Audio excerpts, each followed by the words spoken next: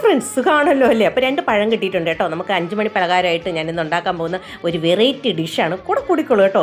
അപ്പോൾ എന്തായാലും കുറച്ച് മൈദാ മാവ് എടുത്തിട്ടുണ്ട്. അല്പം മഞ്ഞപ്പൊടി ഇട്ട് കൊടുക്കണം. മഞ്ഞപ്പൊടി ഇട്ടിട്ടുണ്ടേ. അല്പം പഞ്ചസാര ചേർത്ത് കൊടുക്കേണ്ടതുണ്ട്. ഒരു നുള്ളു ഉപ്പ് ചേർത്ത് കൊടുക്കണം. നമ്മൾ എന്നിട്ട് കുറച്ച് വെള്ളവും കൂടെ എടുത്ത് കൈ കൊണ്ടങ്ങ് ഞെരടി എടുക്കണം കേട്ടോ. അല്പം നമ്മുടെ ദോശമാവ് ഇതൊന്ന് പൊലിച്ച് വരാനാണ്. അപ്പോൾ ഇതും കൂടെ കൊഴിച്ചു കൊടുത്താൽ നല്ല സൂപ്പറാണ്. പറഞ്ഞു വരുമ്പോൾ നമ്മുടെ ചീനിച്ചട്ടിയൊക്കെ അടുപ്പത്ത് വെച്ച് നല്ല ശുദ്ധമായിട്ടുള്ള വെളിച്ചെണ്ണ ഒഴിച്ച് ഈ പഴത്തിൻ്റെ ഉടുപ്പ് അങ്ങോട്ട് ദൂരെ കളയണം കേട്ടോ. കളഞ്ഞിട്ട് എണ്ണയിലോട്ട് ആ മാവിലോട്ട് ആദ്യം സ്ലൈസായിട്ട് അരിഞ്ഞിടണേ. നമ്മൾ ഈ ഒരു പഴത്തിന് 3 നമുക്ക് കട്ട് ചെയ്തെടുക്കാം. തീരെ കനം കുറച്ചാണ് അരിയേണ്ടത്. ഇതേ കണ്ടോ, പഴം ഒടിഞ്ഞു പോകരുത്, ഈ അളവിലായിരിക്കണം കണ്ടല്ലോ. അപ്പോൾ ബാക്കിയുള്ളതും കൂടെ ഞാൻ അരിഞ്ഞെടുത്ത് മാവിലോട്ട് ഇടാൻ പോവുകയാണ് കേട്ടോ. മാവിൽ ഇട്ട് എടുത്തിട്ടുണ്ട്. ഇതിന് നമുക്ക് ഈ മാവിൽ നിന്ന് നമുക്ക് ചൂടായ എണ്ണയിലേക്ക് ഞാൻ ഇടാൻ പോവുകയാണ്. അതേ കണ്ടോ, എണ്ണയിൽ ഓരോന്ന് കോരി ഇടുകയാണ്. 3 നമുക്ക് ഇട്ട് കൊടുക്കാം കേട്ടോ. ആ പാത്രത്തിൽ 3 കൊള്ളത്തുള്ളൂ. അപ്പോൾ അതെ 2 ഒട്ടിപ്പിടിച്ച് കിടക്കണം കേട്ടോ. അവർ ഇരട്ടകളാണെന്ന് തോന്നുന്നു, ഒരമ്മ പെറ്റ മക്കളാണെന്ന് തോന്നുന്നു. എന്തായാലും 3 ഞാൻ കോരി എടുത്തിട്ടുണ്ട്.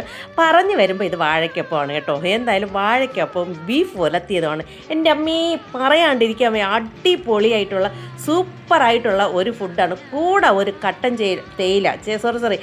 ചായ കേട്ടോ. ഏലക്കിട്ട കട്ടൻ ചായയും കൂടെ ആണെങ്കിലോ പറയാണ്ടിരിക്കാൻ വയ്യ കേട്ടോ. അത്ര ടേസ്റ്റാണ്. നല്ല നമ്മുടെ കുരുമുളകൊക്കെ ഇട്ട ബീഫ് ഒലത്തിയതും നമ്മുടെ പറയാനാണ് സ്വന്തം വാഴയ്ക്കപ്പവും പറയാണ്ടിരിക്കാൻ വയ്യ. ഇവർ തമ്മിൽ അണ്ണൻ തമ്പി ബാച്ചാണ് കേട്ടോ. അടിപൊളിയായിട്ടുള്ള ഒരു കോമ്പിനേഷനാണ്. എൻ്റെ എനിക്ക് ഭയങ്കര ഇഷ്ടമാണ് കേട്ടോ. ഇടയ്ക്കൊക്കെ ഞാൻ കഴിക്കാറുണ്ട്.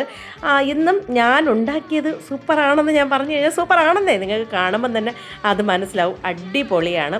എൻ്റെ പ്രിയ സുഹൃത്തുക്കളെ, നിങ്ങൾക്ക് ഈ ഡിഷ് ഇഷ്ടമാണോ? ഇങ്ങനെ കോമ്പിനേഷനായിട്ട് കഴിച്ചിട്ടുണ്ടോ? എന്ത് തന്നെയായാലും കമൻറ്റ് ബോക്സിൽ മറക്കാണ്ട് പറയണം കേട്ടോ. എന്തായാലും 2026 ഒരല്പം തടി കുറയ്ക്കണമെന്ന് വിചാരിച്ചിട്ട് ആദ്യം തന്നെ നല്ല എണ്ണപ്പലഹാരം അടിച്ച് കയറ്റുകയാണ് കേട്ടോ. എന്തായാലും ഞാൻ തടി കുറയ്ക്കാൻ തീരുമാനിച്ചിട്ടുണ്ടെങ്കിൽ അടുത്ത് സ്ലിം ബ്യൂട്ടി ആയിട്ട് നിങ്ങളുടെ മുന്നിൽ ഓടിയെത്തുന്നതാണ് കേട്ടോ. ഇതൊക്കെ ഇപ്പം കഴിച്ച് തീർത്തിട്ട് അടുത്ത് പറയാനാണ്, മധുരമൊക്കെ കുറച്ച് ഈ വർഷമെങ്കിലും എനിക്ക് നന്നായിട്ട് വണ്ണം കുറയ്ക്കണമെന്നുണ്ട്. അപ്പോൾ നിങ്ങളുടെ അഭിപ്രായം എന്താണ്? അടുത്ത പുതിയ വിശേഷങ്ങൾ കാഴ്ചകളുമായിട്ട് ഞാൻ നിങ്ങളുടെ മുന്നിൽ ഓടിയെത്താം കേട്ടോ.